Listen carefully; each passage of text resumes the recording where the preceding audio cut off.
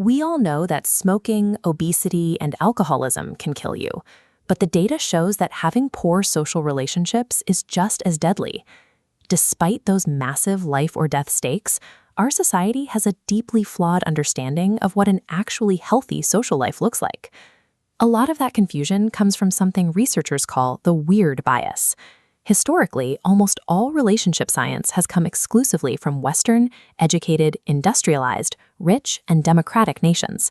Because we only study this specific slice of humanity, we've built a false baseline. We are tricked into assuming that a thriving social life looks like an independent young professional networking in a wealthy metropolis. But a massive new dataset called the Global Flourishing Study provides a much wider view. Researchers surveyed over 200,000 adults across 22 culturally and geographically diverse countries to measure the actual, subjective quality of their social relationships. By auditing this global data, we can test our most basic assumptions about who actually enjoys the highest quality social ties.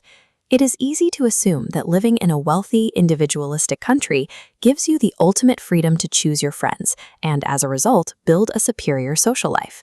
But looking at this chart of relationship scores, economic powerhouses like the US, UK, and Australia rank at the absolute bottom. Meanwhile, developing collectivist nations like Indonesia, the Philippines, and Mexico dominate the top tier, scoring in the 7 to 9 range.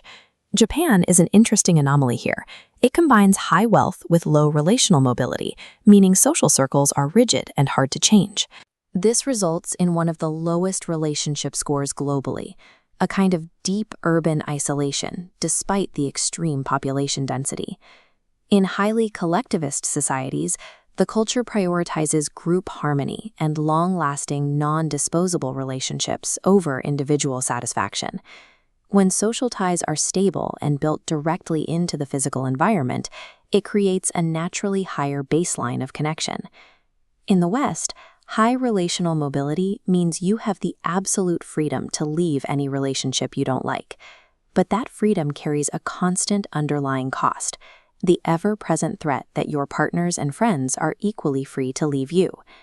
We also tend to assume that youth is the absolute peak of social satisfaction. Young people attend the most events, and they usually have the widest networks. But this graph plotting relationship scores by age shows the exact opposite. 18 to 24-year-olds report the lowest quality. As we track the data, relationship quality climbs steadily, hitting its absolute peak for people 80 and older. Psychologists explain this through socio-emotional selectivity theory, a concept that says as our biological clock ticks down, our relationship goals physically shift. As we age, we naturally stop aggressively trying to acquire a high volume of new, shallow social ties. Instead, we ruthlessly prioritize a few deep, emotionally meaningful connections. If you suffer a major life disruption, like losing a spouse or losing your job, it makes sense to assume your social safety net takes an equal hit across the board. The data tells a different story. Divorced people report terrible relationship scores, but widowed people score almost identically to those who are happily married. When someone loses a spouse to death, they tend to naturally compensate for that void by leaning heavily into their extended family, neighbors, and community support structures.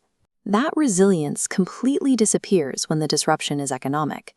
Unemployed people who are actively looking for work score at the absolute bottom of the entire global dataset. Unemployment carries a heavy psychological stigma. Combining that shame with the massive energy drain of job hunting actively isolates people, causing their existing social ties to rot from neglect. The perceived stigma of societal failure, whether that is unemployment or divorce, is statistically more destructive to a person's relationship quality than the grief of a literal death. This global data challenges the values many Western nations place on relentless social mobility, hyper-individualism, and the cultural focus on youth.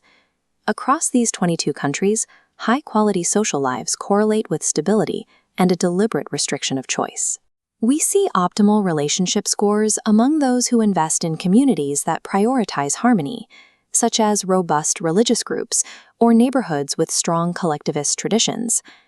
Given that social isolation carries a mortality risk comparable to smoking or obesity, These findings suggest that we can address significant health outcomes by prioritizing long-term social stability over the freedom to move between groups.